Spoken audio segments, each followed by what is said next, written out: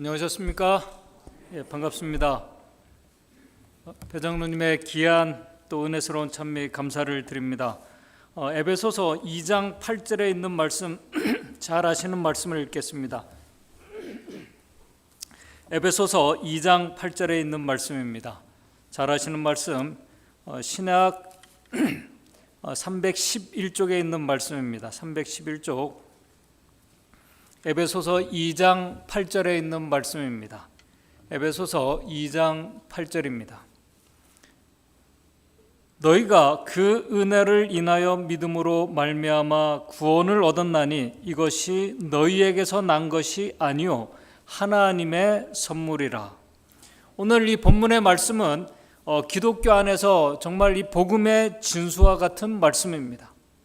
잘 아시는 것처럼 에베소서는 바울이 옥중에서 감옥에서 기록한 편지서입니다. 그런데 여러분들이 에베소서의 그 글들을 보게 되면은 지금 이 글을 쓰고 있는 사도 바울이 감옥에 갇혀 있는 자라고는 전혀 생각이 들지 않습니다. 그 이유는 지금 이 사도 바울 자신이 하나님의 풍성한 은혜 속에 있기 때문에 그 자신이 지금 육신적으로 감옥에 갇혀 있는 것은 사실 그에게, 우리에게는 큰 문제가 될 수 있는데 그에게는 문제가 되지 않고 있었습니다. 이것이 바로 은혜의 놀라운 능력입니다. 오늘 우리도 이런 이 사도 바울이 경험한 그런 은혜의 능력을 우리가 정말 경험하기를 원하지 않습니까? 오늘 이 시간 저는 에베소서에 있는 말씀을 통해서 정말 사도 바울이 이 은혜의 능력을 경험한 그 믿음에 대해서 좀 같이 살펴보면서 교훈을 생각해 보고자 합니다. 여러분들이 에베소서를 보시게 되면 자주 반복되는 핵심 단어가 있습니다. 그것이 바로 은혜입니다. 에베소서 1장 2절에는 은혜와 평강이 너희에게 있을지어다. 그 다음에 에베소서 1장 6절에는 우리에게 거저 주시는 바 그의 은혜의 영광을 찬미하게 하려는 것이요. 또 1장 7절에는 우리가 그리스도 안에서 그의 은혜의 풍성함을 따라 그의 피로 말미암아 구속 곧 제사함을 받았다고 말씀합니다. 그리고 에베소 4장 7절에는 성령의 은사마저도 은혜라고 기록을 하고 있습니다. 모든 것이 은혜입니다. 바울은 지금 자신이 경험하고 있는 그 하나님의 은혜는 자신에게 정말 조금 부족하거나 아니면 딱 맞는 은혜가 아니라 아주 풍성한 은혜라고 그가 말씀을 합니다. 이 기독교 안에서 은혜라는 단어가 사용될 때에는 보통 하나님과 피조물 사이에 사용되는 단어입니다. 하나님께서는 은혜를 베푸시고 인간 편에서는 믿음을 행사해서 그 은혜를 바로 구원의 선물을 받아들이는 것으로 우리가 사용합니다. 그러면 사실 이 타락한 인간이 어떻게 하나님께서 주시는 그 선물을 우리가 믿음으로 받을 수 있을까요? 우리가 믿음으로 받는다고 하는데 그것이 무슨 말씀일까요? 믿음으로 받아들인다는 말씀이 무슨 말씀일까요? 결론적으로 말해서 로마서 4장 3절을 보면은 이런 말씀을 하고 있습니다. 사도 바울이 로마서 4장 3절입니다. 로마서 4장 3절에 이렇게 말씀을 합니다. 우리가 잘 아시는 말씀입니다. 일하는 자에게는 4장 3절 성경이 무엇을 말하느냐? 아브라함이 하나님을 믿음에 이것이 저에게 의로 여기신 바 되었느니라. 여기 성경이 무엇을 말하느냐? 아브라함이 하나님을 믿음에라는 이 단어가 있습니다.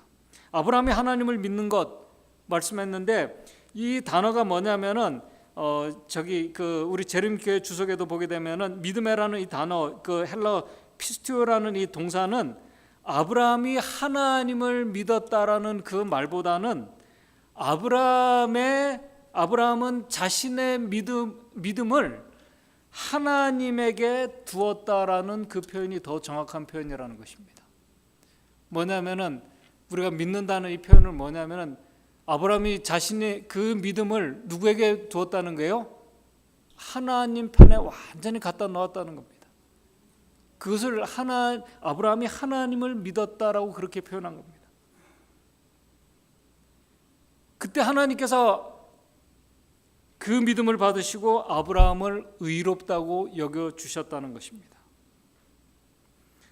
이 구원의 선물, 은혜를 내 것으로 받아들이는 것은 어떤 우리가 믿음의 행위도 똑같이 이렇게 동일하게 우리의 믿음을 하나님께 완전히 갖다 둘 때에 하나님께서 우리에게 은혜를 주시고 또 우리가 그 은혜를 경험하게 되는 것입니다. 그런데 우리가 성경을 보게 되면은 이 믿음도 뭐라고 말씀하고 있어요? 하나님의 선물이라고 말씀하고 있습니다. 이 은혜는 우리가 정말 어떤 가치로 계산할 수 없는 은혜입니다. 이 지구를 다 주어도 살 수 없는 은혜입니다. 이 온 우주를 정말 다 주어도 이 선물이신 우리의 은혜이신 이 선물이신 예수 그리스도, 그분을 우리가 살 수가 없습니다.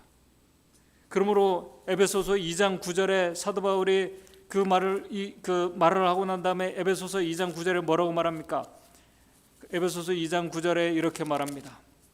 우리에게 주신 그 은혜는, 그 선물은, 구원의 선물은 어떤 예식이나 예배나 어떤 우리의 종교적인 행위로 얻는 것이 아니라 행위에서 난 것이 아니니 이는 누구든지 자랑하지 못하게 함이니라고 말씀하고 있는 것입니다.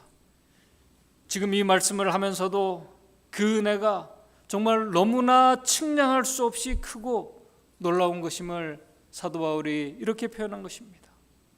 오늘 저도 은혜를 얘기하고 있지만은 사실 하나님의 은혜는 오늘 저와 여러분들이 온전히 설명할 수가 없습니다. 우리의 상식으로 온전히 설명할 수 없고 이해할 수 없는 단어가 바로 이 은혜입니다.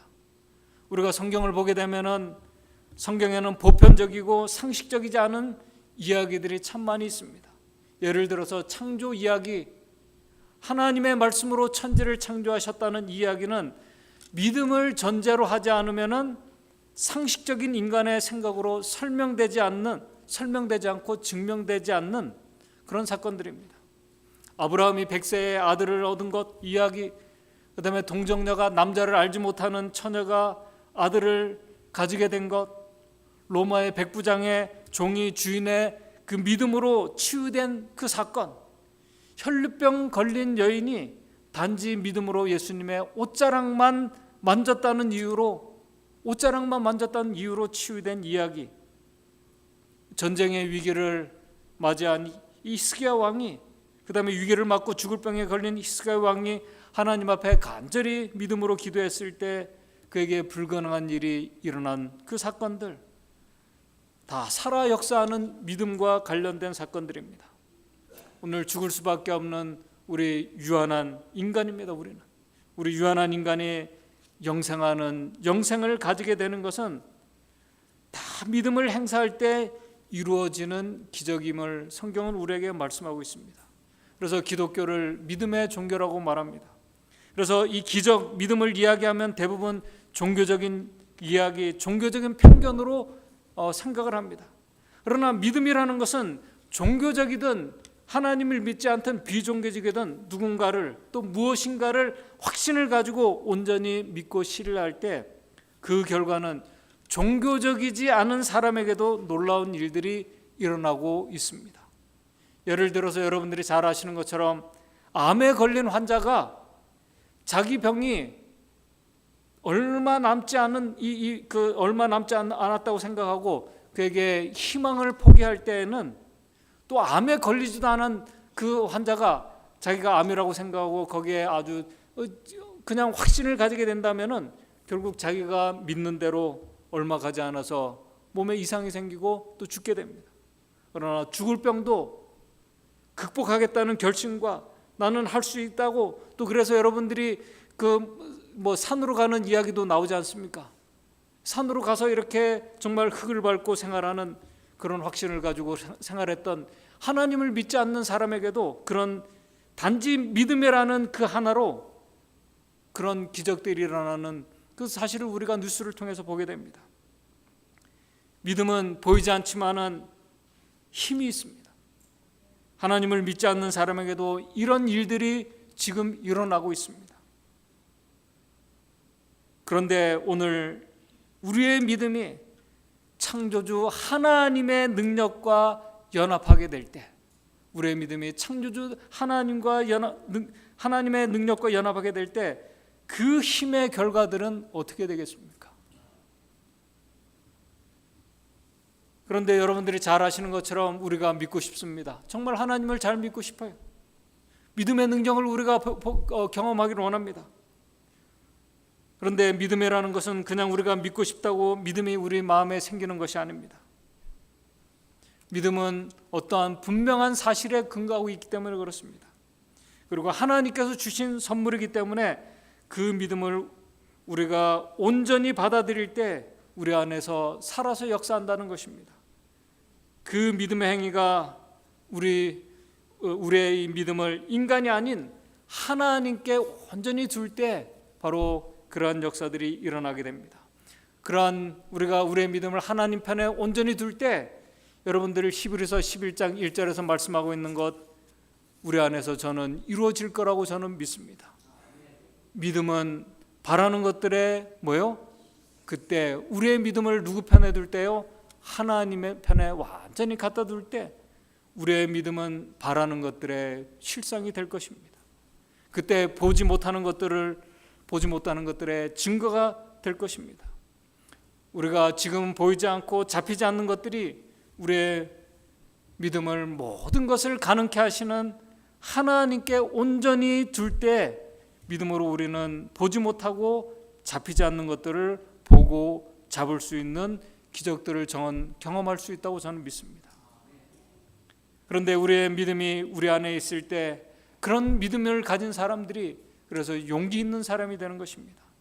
그래서 성경을 보게 되면은 하나님의 믿음을 가진 사람들의 그 용기와 어떤 그 믿음과 이 만용은 완전히 달라요. 만용은 어떤 무모하게 하는 그런 용기고, 어떤 믿음을 가진 이 믿음은 어떻게 보면은 무모한 것 같지만은 전혀 다른 결과들을 만들어냅니다. 그래서 성경의 그 이 믿음은 분명한 근거와 어떤 믿음의 근거, 그거를 그 믿음의 근거에 기초하고 있다는 사실입니다. 여러분들 그 비행기에 탈 때 이 비행기 타는 것을 두려워하는 분들이 계십니다. 저희 집사람도 이 비행기 타는 것을 두려워한다고 저한테 얘기를 해요. 이 두려운 마음을 갖는 이유들이 사람마다 다 다릅니다. 어떤 분들은 이 고소공포증 때문에 비행기를 타는 걸 두려워합니다. 어떤 분들은 아주 무서운 경험 때문에 그런 두려운 마음을 가지는 분들도 있습니다. 그 여객기 중에 여러분들 그 비행기 우리가 타는 그 여객기 중에 큰 비행기에 속하는 이 보잉 그 747이라는 그 여객기가 이 하늘을 날아갑니다. 보통 한 360명에서 한 440명을 이렇게 태울 수 있다고 그럽니다. 그런데 여러분들 보잉 747 이 비행기, 이게 아주 큰 비행기인데 이 비행기가 보통 이륙할 때 그 무게가 한 몇 톤 정도 되는지 아십니까? 제가 한번 찾아봤더니 이륙할 때 그 무게가 442톤입니다. 여러분들 400톤이 넘는 비행기 쇳덩어리가 하늘을 날아갑니다. 사람을 태우고 수백 명의 사람들을 태우고 날아갑니다. 근데 하늘에 그 날아가다가 떨어지면 어떻게 되겠습니까? 400톤이 넘는 무게가 날아갑니다. 최근에 지난 5월 달에 싱가포르 항공이 난기류를 만나가지고 어떻게 됐어요? 한 5초 만에 거의 한 5마일 가까이를 그냥 뚝 떨어졌다고 그래요. 한 10km 가까이 뚝 떨어졌다고 그래요. 여러분들 그 엄청난 충격입니다. 그래서 한 사람이 죽고 그 다음에 한 100여 명이 이렇게 부상을, 아주 가벼운 부상에서 큰 부상을 이렇게 입었다고 그럽니다. 그래서 뉴스를 보니까 이 탑승객 전원에게 한 10,000불 정도의 이 보상을 일단 했고, 그 다음에 좀 부상을 입은 사람들에게 먼저 이렇게 치료할 수 있는 25,000달러에 이렇게 먼저 이렇게 돈을 지급했다는 뉴스를 봤습니다. 저도 얼마 전에 이 LA를 갈 때 이 난기류를 만났어요. 근데 여러 번 저 비행을 타면서 난기류를 만나서 이렇게 막 비행기가 막 이렇게 떨어졌다가 이렇게 울퉁불퉁 막 이렇게 흔들리고 하는 이런 경험을 했지만, 그때 한 20분을 넘게 이렇게 난교를 만나서 이렇게 그냥 정말 이렇게 뚝뚝 떨어지는 경험을 하면서 이게 그냥 5분 10분이 아니라 한 20분이 넘은 것 같아요. 그래서 저도 뭐냐면 이렇게 가다가 정말 떨어져 죽는구나 하는 그런 생각을 제가 했어요. 그러면서 저도 기도를 했던 적이 있습니다. 이 공포의 시간을 경험하면 어떤 사람들이 어떤 두려움을 가지게 됩니다. 근데 이 승무원들은 그런 이 난기류를 만났음에도 불구하고 아주 침착하게 대처하는 것을 보게 됩니다. 그 이유는 아마 오랜 이 비행 시간과 다양한 경험에서 나오는 어떤 그런 경험도 있겠고, 또 비행기 조종사에 대한 믿음 때문에 아마 그들은 조금 이 시간이 지나면 안정을 찾을 것이라는 확신과 믿음을 가지고 있기 때문에 그렇다고 생각이 됩니다. 그런데 에베소서 2장 8절에서 말씀하고 있는 이 믿음은, 한 사람을 구원하게 하는 믿음은 그런 어떤 인간의 지식과 경험에서 나오는 믿음이 아니라는 것입니다. 아니에요.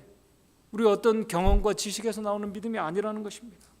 그것은 하나님의 선물이라는 것입니다.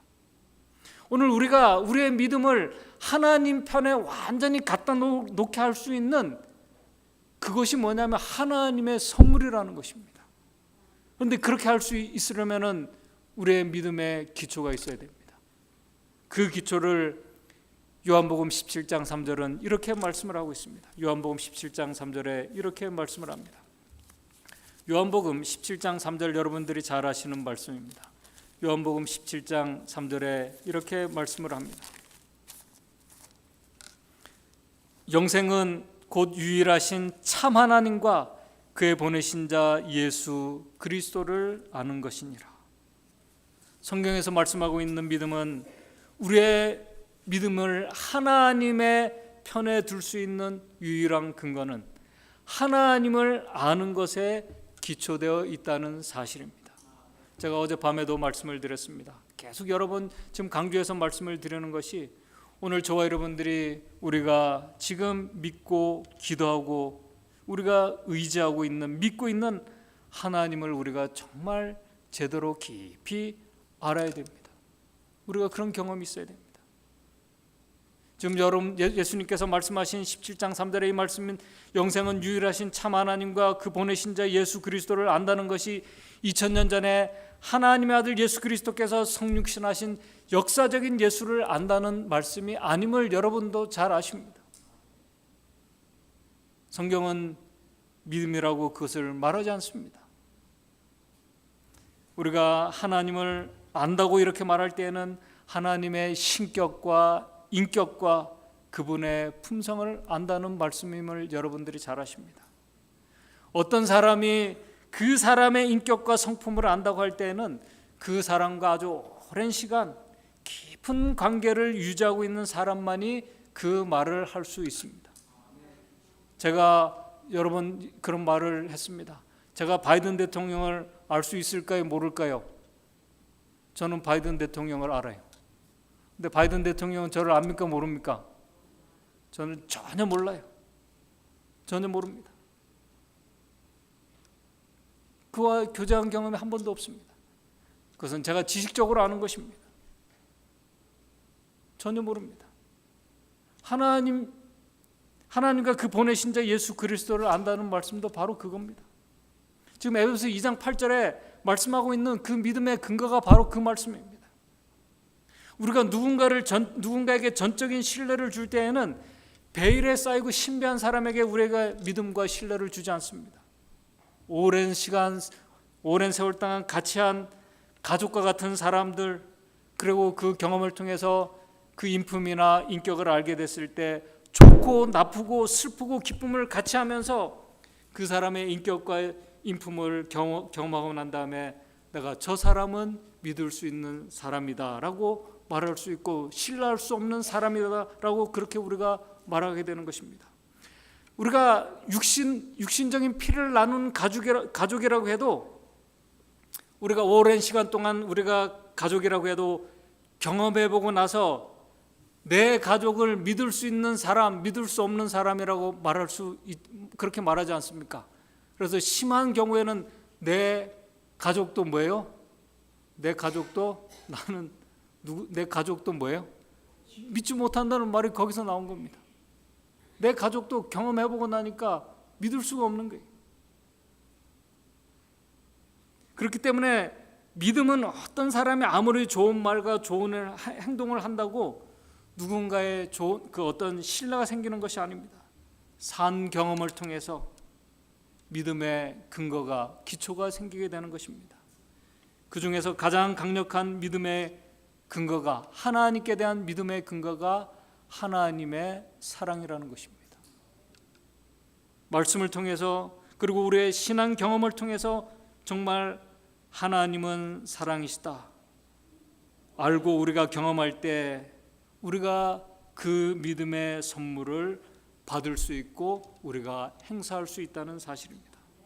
저는 찬미가 114장의 가사를 참 좋아합니다. 여러분들 찬미가 114장 잘 아시죠? 제가 이 가사를 생각하면 생각할수록 정말 놀라운 가사입니다. 여러분들 정말 이 가사를 한번 깊이 묵상해 보시기 바랍니다. 찬미가 114장입니다. 제가 노래를 잘 부르지 못하기 때문에 제가 읽어드릴게요. 저녁 일몰의 신비한 광경, 또 일출의 아름다움. 여러분들 일몰과 일출 얼마나 신비하고 얼마나 장엄하고 멋있습니까? 그죠? 일몰과 일출 정말 아주 장엄합니다. 저녁 일몰의 신비한 광경, 또 일출의 아름다움. 그런데 뭐예요? 그런 모든 것보다 더 놀라운 것은, 정말 천년계의 놀라운 그 현상을 보면서도 그것보다 더 놀라운 것은 뭐예요? 주님께서 나를 어떻게 해요? 사랑하신다는 거예요. 영어에는 뭐냐면 The Wonder of Wonders라고 이렇게 표현했습니다. 정말 놀랍고 놀라운 것은 하나님께서 나를 사랑하신다는 것입니다. 그 장엄한 천년계의 광경보다 더 놀라운 것은 온 우주의 먼지와 같은 존재인 나를 하나님께서 사랑하신다는 것입니다. 얼마나 사랑하셨어요? 우리를 얼마나 사랑하셨으면은 창조주께서 바로 나 한 사람을 위해서 인간의 몸으로 오셨다는 것입니다. 그리고 십자가를 지셨다는 것입니다. 그래서 우리 찬미가 가사 이렇게 말합니다. 오 놀라운 일, 참 신비한 사실은, 정말 놀랍고 놀랍고 신비한 사실은 주님 날 참 사랑하심. 오 놀라운 일, 참 기이한 섭리는 우리 하나님께서 나를 사랑하신다는 것입니다. 생각하고 아무리 생각하고 묵상해 보아도 오늘 여러분들 생각해 보십시오. 나와 같은 사람을, 저 같은 사람을 사랑하셔서 창조주께서 인간의 몸을 입고 오시고 그분의 흠없는 생명으로 우리의 죄값을 치르신 그 사랑. 찬미가 이 작사자는 그 사랑을 생각하면 생각하고 깨달으면 깨달을수록 신비하고 뭐예요? 정말 신비하고 정말 참으로 놀랍고 기이한 섭리의 사랑이라고 그가 가사로 이렇게 표현한 것입니다. 봄과 가을의 신비한 변화들, 정말 시간이 가면은 봄과 가을에 이 정말 신비한 변화들이 일어납니다. 때가 되면 추수가 되고요. 저 하늘과 해와 별들, 그 모든 것보다도 정말 이 우주의 모든 것이 너무나 놀랍지 않습니까? 그러나 그 모든 것들보다 더 놀라운 것은 내 마음속에, 여러분들 마음속에, 내 마음속에 싹트고 있는, 뭐가 싹트고 있어요? 그분에 대한 사랑과 믿음이 싹트고 있는 거, 정말 신기하지 않습니까? 여러분들 깊이 한번 묵상해 보시기 바랍니다. 정말 신기하고 기이한 하나님의 사랑을 우리가 깨닫게 됩니다. 조금이라도 깨닫게 돼요.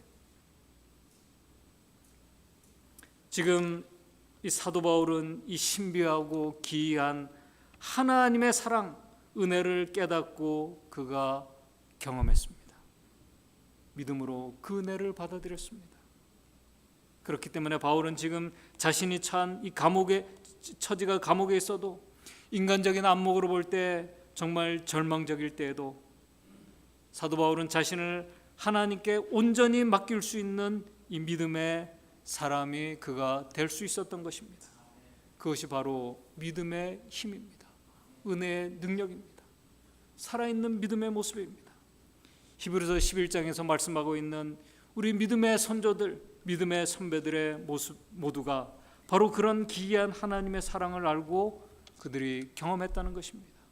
히브리서 11장 31절에 여러분들 여리고성, 이방 정말 우상 숭배가 가득한 여리고성의 기생 라합과 같은 자기 같은 사람, 여리고성에서도 인정받지 못하는 이 한 기생을 구원하기 위해서 하나님의 섭리하심 속에서 정탐꾼들이 기생 라합의 집에 찾아간 것, 참 기이하고 신비한 섭리가 아닙니까? 사랑 아닙니까? 그래서 히브리서 11장 31절에 믿음으로 기생 라합은 정탐꾼을 평안히 영접했다고 그렇게 기록하고 있습니다. 여러분들, 우리가 믿음의 이야기를 할 때 우리가 간혹 예화로 자주 사용하는 단어 나이가라 폭포에 그 줄 타는 고개사 이야기를 여러분들 잘 아십니다. 너무나 잘 아는 이야기입니다. 잘 아시는 것처럼 이 고개사가 이제 그 나이가라 그 장엄한 폭포를 외줄을 타고 다 건넌 후에 너그를 잃고 쳐다보는 군중들에게 말한 이야기 아십니다. 그 군중들에게 뭐라고 얘기합니까? 이제 제가 이번에는 한 사람을 외바퀴 손수레에 태우고, 그것도 한 사람을 외바퀴 이 손수레에 태우고 제가 이 줄을 건널 수 있다고 여러분들 믿으십니까? 그렇게 질문을 했어요. 여러분들 아시죠? 그때 사람들이 뭐라고 얘기를 합니까? 다 건널 수 있다고, 당신은 충분히 그렇게 할 수 있다고 그렇게 말합니다. 그때 고개사가 뭐라고 얘기합니까? 그러면은 여기 타고 나와 같이 이렇게 건널 수 있는 지원자 나와주십시오. 그렇게 했을 때 누가 나왔어요? 아무도 나오지 않았습니다. 아무 말도 하지 않았어요. 조금 전까지 박수를 치며 당신은 충분히 그렇게 할 수 있다고 했을 때 아무도 하지 않았습니다. 누구만 나왔습니까? 누가요? 그의 작은 딸 하나가 나왔습니다. 너무나 잘 알고 있는 이야기입니다. 이 딸아이가 아버지에게 자기의 생명을 맡길 수 있는 것은 그가 실력 있고 대단한 고개사였기 때문에, 외줄타기 그런 고개사였기 때문이라기보다는 자기 아버지는 고개사이지만은 그 세상 누구보다 자기를 사랑하고 아껴주고 보호해줄 수 있는 아버지임을 그가 확신하고 알았기 때문에 그의 생명을 아버지께 맡길 수 있었던 것입니다. 우리가 하나님을 전적으로 신뢰하고 믿는다는 것은 우리 자신을 그분의 돌보심에 완전히 우리가 내어 맡길 수 있는 것은 바로 그 하나님의 사랑에 근거하고 있다는 사실입니다. 하나님께서 우리를 어떻게 취급하실지 모릅니다. 아까 강장로님께서 기도하신 대로 어린 양이 우리를 어디로 인도하실지 모릅니다.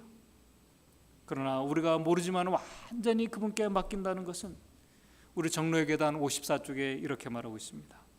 우리가 그렇게 맡길 수 있는 것은 그대들이 하나님의 허락들을 읽을 때 그것들이 말할 수 없는, 아까 정말 기이하고 신비한 그 사랑, 말할 수 없는 사랑과 긍휼에 표시한 것임을 기억하고 우리가 믿기 때문에 우리가 맡길 수 있는 것입니다. 우리의 생명을 하나님께 맡길 수 있는 것입니다.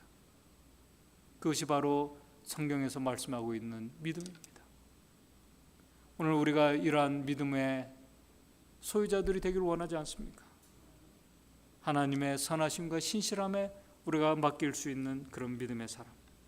여러분들, 탕자가 집을 나가서 용기를 내어 다시 집으로 돌아갈 수 있었던 그 믿음도 바로 아버지의 품성 때문에 그가 돌아갈 수 있었음을 증언의 말씀은 말합니다. 그렇게 부려먹심한 이 아들을 자기가 모든 것을 다 탕진하고 난 후에 깨달은 것은 내가 돌아갈 수 있는 아버지, 그리고 아버지의 사랑을 그가 기억할 때, 긍휼하심과 동정과 그것을 기억했을 때 그가 용기를 내서 아버지의 집으로 돌아갔다고 그렇게 말하고 있습니다. 그런 아들을 받아준 아버지, 바로 그 사랑의 근거를 우리가 깨달을 때 우리는 믿음을 받아들이고 우리의 믿음을 하나님 편에 둘 수 있습니다. 그 믿음을 거절하는 것이 다른 게 아니에요. 그것이 바로 불신입니다. 믿지 못하는 것이, 그 불신은, 성경은 그 불신이 죄에 빠지는 첫 걸음이라고 이렇게 말하고 있습니다. 그러나 반대로 우리가 하나님께로 나아가는 첫 걸음도 바로 그 사랑에 기초한 믿음에 시작된다는 사실입니다. 바로 우리의 믿음을 하나님 편에 두는 그것을 우리 증언의 말씀은 우리의 의지를 사용하는 것이라고 그렇게 표현하고 있습니다. 믿음이라는 것은 바로 우리의 의지를 내가 아닌 우리가 온전히 신뢰할 수 있는 하나님 그분에게 우리의 의지를 완전히 맡기는 것을 말합니다. 그것을 우리 로마서 4장 3절에는 아브라함이 자신의 믿음을 하나님 편에 두었다고 그렇게 말씀한 것입니다.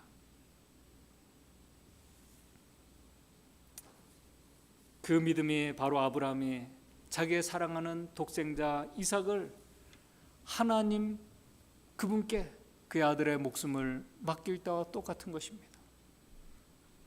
아브라함이 자기 아들의 목숨을 하나님께 맡길 때 히브리서 11장 9절에는 저가 하나님이 능히 죽은 자 가운데서 살리실 줄을 믿었다고 그가 기록을 하고 있습니다.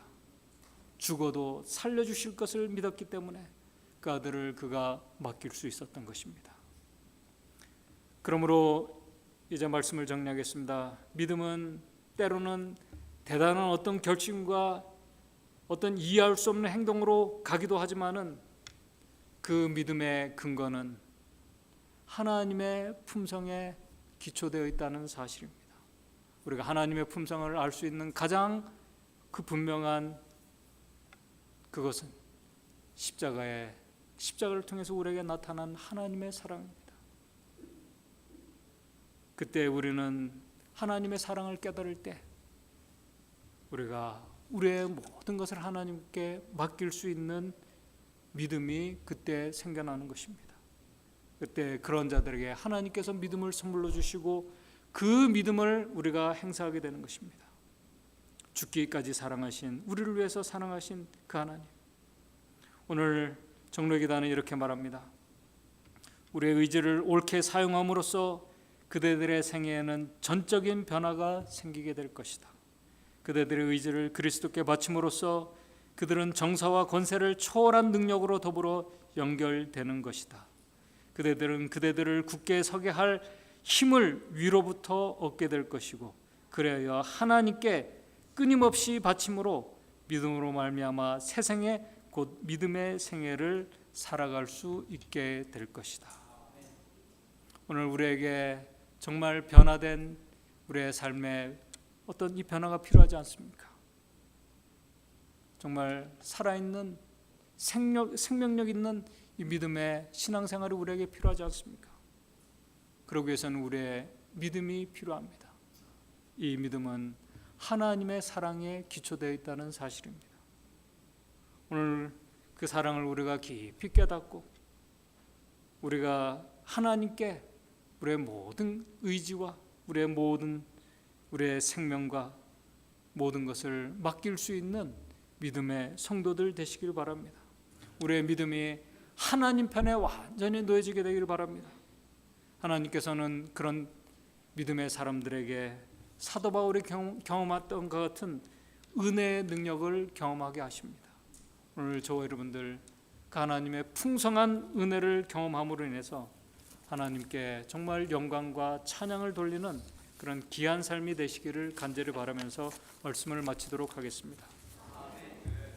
하늘에 계신 하나님 아버지, 저희들 살아있는 믿음의 성도가 되기를 원합니다. 은혜의 능력이 우리 안에 역사하는 그런 믿음의 성도가 되기를 원합니다. 그런데 그 믿음이 하나님의 사랑에 기초되어 있음을 우리가 깊이 깨닫게 도와주시옵소서. 우리가 하나님의 사랑을 묵상하고 정말 그 신기하고 신비하고 참 기이한 나를 사랑하신, 십자가를 통해서 죽기까지 사랑하신 그 하나님의 사랑이 얼마나 큰지 우리가 깨닫고, 우리를 구원하기 위해 오신 그 사랑의 선물을 우리가 믿음으로 받아들이고 그 믿음을 행사할 수 있는 참 믿음의 성도들, 우리 카네스빌 교회 성도들 될 수 있도록 도와주시옵소서. 그래서 우리가 정말 어려운 일을 당하고 참 힘든 일을 당한다 할지라도 우리의 믿음을 하나님 편에 온전히 맡기고 드릴 수 있는 믿음의 성도들이 될 수 있도록 주님 인도해 주시옵소서. 예수님의 이름으로 기도드리옵나이다.